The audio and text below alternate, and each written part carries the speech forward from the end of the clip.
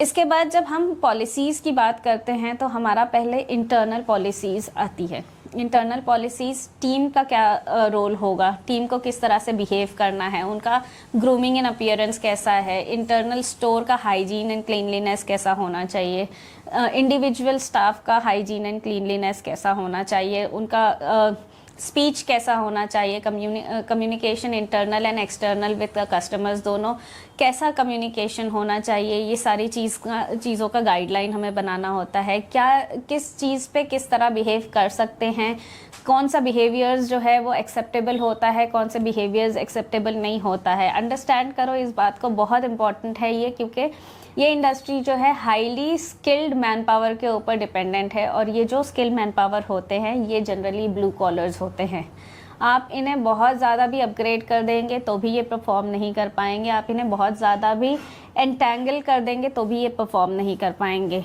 इन्हें हैंडल करने के लिए आपको बहुत स्ट्रेट फॉरवर्ड पॉलिसीज़ चाहिए होती है जो उनको अंडरस्टैंडेबल हो। ये जो ब्लू कॉलर हमारे मैन पावर्स होते हैं, इन्हें स्टैंडर्ड कॉरपोरेट कल्चर नहीं समझ आता है, और वो कोशिश करना भी नहीं है कि उन्हें स्टैंडर्ड कॉरपोरेट कल्चर समझ में आए।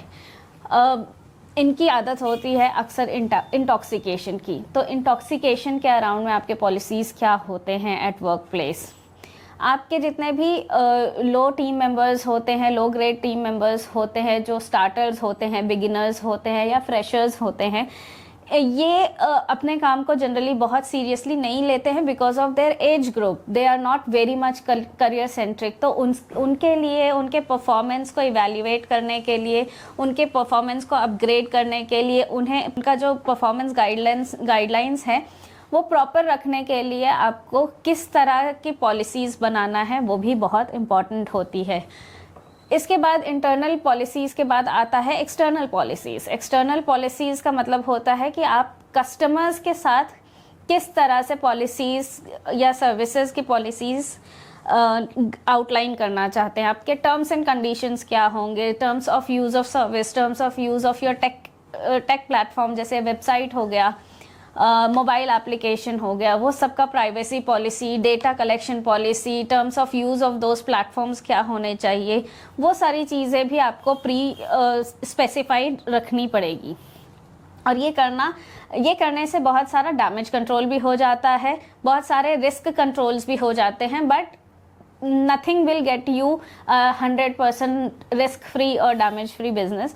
तो हमेशा हम अपने आप को इतना ट्रेन रखना है कि हमारे पास खुद के damage controls and risk controls के प्रैक्टिस एंड ट्रेनिंग होनी चाहिए। यू शुड बी नोइंग कि अगर ये हुआ तो क्या स्टेप्स लेना है, या वो हुआ तो क्या स्टेप्स लेना है।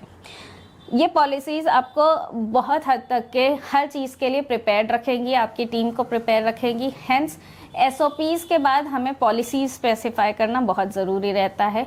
It's better to keep a handbook very handy at every outlet to for the team, also for the customers also, to understand how the brand works, what are the standards of the brands, how the services come through, what they can claim, what they cannot claim, what you can claim, how you work and all those processes. एक बार आपके machinery हो गई, आपकी services decide हो गई, आपके operating procedures decide हो गए, आपके policies and guidelines are ready, now you come down to your pricing. Pricing एक बहुत ही डेलिकेट मैटर है इस इंडस्ट्री में। इतना कंपटीशन है और yet the service is very scarcely available. सही सर्विस लेने के लिए कस्टमर बहुत सारे एक्सपेरिमेंट्स भी करता है at times, and mostly all the time your customers are frustrated because high pricing है, क्वालिटी अच्छी नहीं मिल रही है। आपकी प्राइसिंग किस बेस पे होनी चाहिए? आपकी प्राइसिंग होनी चाहिए सबसे पहले कंपटीशन और मार्केट की अफोर्डेबिलिटी को मद्देनज़र रखते हुए। The pricing that you are selecting for your services should go along with what the competition is offering to your to the target audience, and what is the affordability of your target audience. अगर वो आपके services को afford नहीं कर पाएंगे तो शायद आपने अपने सर्विसेज को प्रेजेंट करने के लिए गलत मार्केट का सिलेक्शन किया हुआ है। तो मार्केट के हिसाब से आपको प्राइसिंग रखना बहुत ज़रूरी है। And this is where even the capital expenditure, जो हमने कैपिटल इन्वेस्टमेंट लगाया हुआ है, वो भी इंटरफियर करता है आपके प्राइसिंग में, बिकॉज कहीं ना कहीं आपका वही कैपिटल जो है it is enabling you to give और cater to your give service और cater to your target audience. Pricing strategy हमारी बेस्ड होती है हमारी सर्विसेज के ऊपर। मतलब जो लॉन्ड्री की सर्विसेज है it should not be equivalent to the pricing of the dry cleaning services. Dry cleaning services जो है वो थोड़ा सा सुप्रीम लेवल पे पोजीशन की जाती है, लॉन्ड्री सर्विसेज जो है वो थोड़ा मॉडरेट लेवल पे पोजीशन की जाती है। ड्राई क्लीनिंग सर्विसेज के बाद हमारा और सुपीरियर पोजीशन आता है shoes cleaning and bags cleaning का। तो ये सारे जो भी सर्विसेज है हमारे, उनके पोजीशनिंग के हिसाब से, मार्केट के अफोर्डेबिलिटी के हिसाब से और कंपटीशन के हिसाब से फर्स्ट स्टेप ऑफ प्राइसिंग हम सॉर्ट आउट करते हैं। सेकेंड स्टेप ऑफ प्राइसिंग आता है हमारा कॉस्ट ऑफ प्रोसेस में। हमारे कॉस्ट ऑफ प्रोसेस में आता है हमारे रेंटल्स, हमारे कैपिटल इन्वेस्टमेंट, हमारे salaries, electricity and other expenses like water and all, packaging expenses, chemical expenses and a few of your miscellaneous expenses like other business handling expenses, compliances वगैरह सबको मिला के हम एक जेनेरिक कॉस्ट ऑफ प्रोसेसिंग निकालते हैं for one unit irrespective of the services that we are giving. एक average cost of processing जब निकल के आता है तो उसमें हमें पता चलता है कि चाहे हम लॉन्ड्री दें या ड्राई क्लीनिंग दें या शूज़ क्लीनिंग दें या बैग्स क्लीनिंग दें, हमारा एक एवरेज कॉस्ट ऑफ प्रोसेसिंग इतनी आना चाहिए। उस कॉस्ट ऑफ प्रोसेसिंग को हम फर्दर ब्रेक डाउन करते हैं एंड उसमें हम आइडेंटिफाई करते हैं कि कॉस्ट ऑफ रिसोर्स यूटिलाइजेशन क्या हो रहा है पर सर्विस। फॉर एग्जाम्पल लॉन्ड्री के लिए जो हमारा कॉस्ट ऑफ रिसोर्स यूटिलाइजेशन होता है it is lesser than what the dry cleaning services need. तो अगेन लॉन्ड्री सर्विसेज का जो कॉस्ट ऑफ ऑपरेशंस आता है या प्रोसेसिंग आता है वो कम होता है हमेशा आपके ड्राई क्लीनिंग सर्विसेज से। बट अगर आप इस बिज़नेस में हैं या इस बिज़नेस को जानते हैं या आप इस बिज़नेस को समझेंगे तो आपको पता चलेगा कि बहुत ही वास्ट डिफरेंस नहीं होता है अल्टीमेटली।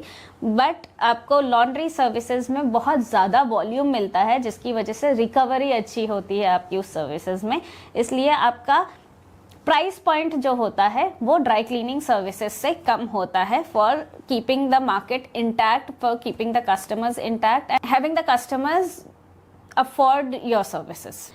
इसके बाद हम ये भी देखते हैं कि अगर हम प्राइस स्ट्रैटेजी हमारी सारे कॉस्ट्स को देखते हुए प्लान किए हैं तो इसके ऊपर हमारे पास क्या एक्स्ट्रा कॉस्ट ऑफ बिजनेस आता है। फॉर एग्जांपल डिस्काउंट्स, हम बल्क के लिए एक अलग डिस्काउंट देते हैं, हम सीजनल डिस्काउंट्स अलग रखते हैं, न्यू कस्टमर एक्विजिशंस के डिस्काउंट्स अलग होते हैं, रेफरल्स के डिस्काउंट्स अलग होते हैं। तो इस तरह से discount is another cost of service, cost of process. तो जब हम बात करेंगे, discount also comes under the cost of marketing but it is always reconsidered और considered under the cost of process as well within our industry.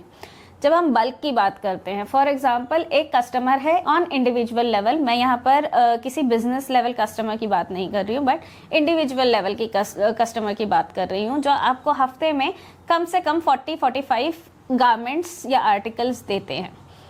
But वो हर individual garment को आपके MRP पे नहीं सर्विस कराना चाहते हैं, तो the customer might approach you to keep the services going on at a certain price point. तो उस बल्क के हिसाब से आपको पैकेजेस या सब्सक्रिप्शन मॉडल डिराइव करना होगा, जहां पर आपने ये प्लान करना है कि if certain customer is giving me certain amount of और certain quantity of services in 1 week और 1 month, what will be the business price he will be paying to me. This package और subscription cost is also based on other competitors charges, because इस industry में maximum सब लोग एक ही format of business follow करते हैं, तो customers will always compare your cost of service to others. So आपको वो भी देखना है, कस्टमर का बिजनेस पॉइंट भी देखना है, अपना कॉस्ट ऑफ प्रोसेसिंग भी देखना है और फिर आपको पैकेजेस और सब्सक्रिप्शन की प्राइसिंग के ऊपर Once you are done with your pricing and subscriptions packages and subscription models, आप इसके बाद अपने डिस्काउंट्स की बात करते हो। लॉन्च ऑफर्स अलग होते हैं, न्यू कस्टमर एक्विजिशंस के लिए अलग अलग ऑफर्स होते हैं।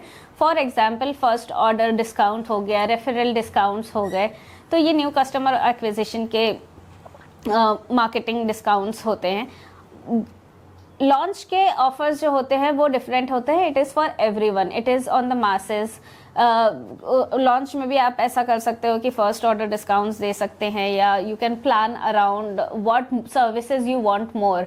आपको ड्राई क्लीनिंग सर्विसेज को प्रमोट करना है, या लॉन्ड्री सर्विसेज को प्रमोट करना है, या आप एक कंप्लीट लॉन्ड्री सॉल्यूशंस या टेक्सटाइल केयर सॉल्यूशंस या फैशन केयर सॉल्यूशंस करके अपने आप को प्रमोट करना चाहते हो, इंडिविजुअल सर्विस बेस्ड डिस्काउंट्स रखना चाहते हो, या ऑर्डर स्पेसिफिक डिस्काउंट्स रखना चाहते हो, या अमाउंट स्पेसिफिक डिस्काउंट्स रखना चाहते हो, ये सारी चीज़ें प्लान आपको पहले ही कर लेनी है अंडर द डिस्काउंट अम्ब्रेला। जब आप ये सारी चीज़ें प्लान कर रहे होगे, एक पॉइंट है जो कभी नहीं भूलना, वो होता है the cost of convenience. Cost of convenience is the logistics और पिकअप एंड डिलीवरी का जो आप कन्वीनियंस अपने कस्टमर को दे रहे हो, उसका कॉस्ट हमेशा आप पर आएगा। जबकि कस्टमर सिर्फ सर्विस के हिसाब से आपके प्राइसिंग को कंपेयर करेगा दूसरे ब्रांड्स से या दूसरे कंपेटिटर्स से। बट कहीं ना कहीं when you want to stand different, you have to have a model of convenience around services for your customers. और ये कॉस्ट ऑफ कन्वीनियंस को कहीं ना कहीं आपको सेट करना होगा अपने प्राइसिंग मॉडल में।